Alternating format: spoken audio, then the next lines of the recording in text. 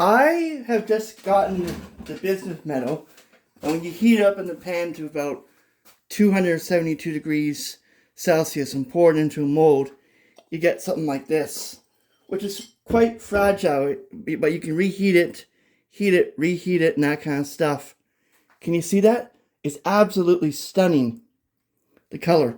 Now, what I have to do is let this solidify a bit, but not solidify too much so it falls to the bottom, the sludge of the bismuth. So what I'm going to do is stir it up. Can you see that?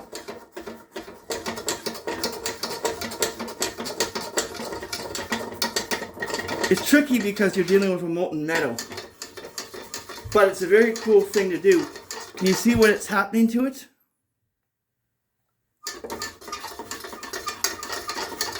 Now for the fun and kind of dangerous parts, which I'll be wearing protective gloves. So anything gets on me, it's less likely to burn my skin. And safety goggles and that kind of stuff. And I'm just wearing protective stuff.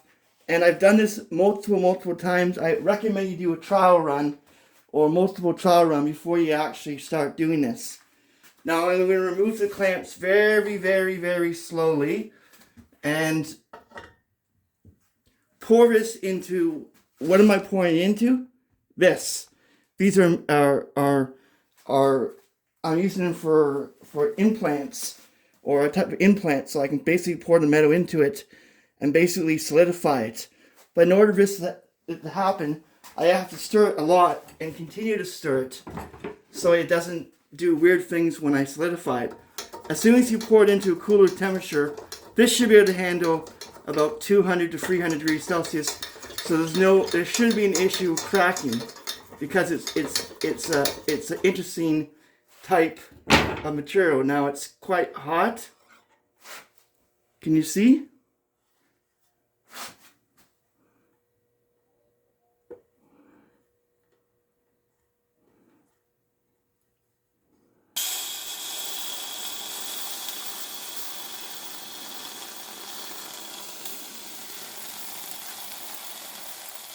That's harder and more difficult than it looks. But the thing is, you can reheat this and cool it down and even scrape out pieces of the bismuth.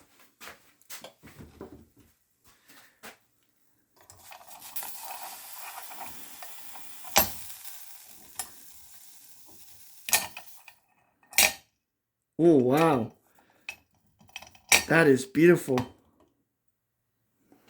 I'm turning this off too. This is really getting hot. Can you see what happened with one of them? It crystallized the bismuth right onto the, it solidified the bismuth right onto the, onto the bolt that I'm dealing with. Now I'm going to let it cool off a little bit and get different pieces. But you can get this type of piece and you can basically break it and put it back on the tray and heat it up again and do it over and over again and try different times. I even got this, which is a bit fragile, but you can see as the irradiance factor that it's actually turning these lovely color. I think bismuth is a very cool metal to work with. It's expensive. It's about $50, $60 for 455 grams. I had to buy it through Amazon for a Chinese company. But it does really work.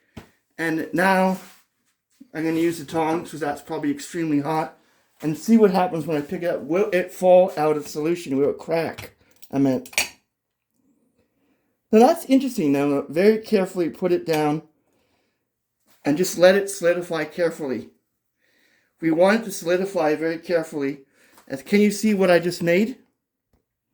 A bit fragile, but I want it to cool down to room temperature, and you will get a bit of waste that you won't be able, that will be in a pan or in your or in your cookie, or not cookie, or muffin tray that's made from stainless steel. Make sure it's stainless steel, not aluminum, because it reacts a little bit less vigorously, a little less reactive towards stuff. This is what I have as waste, which I could probably heat up and then recover that stuff too. it's still quite interesting when you think of it. I think the bismuth is a very cool process. And look at the crystals it produces. If you look at it right now, the crystals are absolutely amazing. So that cool down, but that's an amazing process.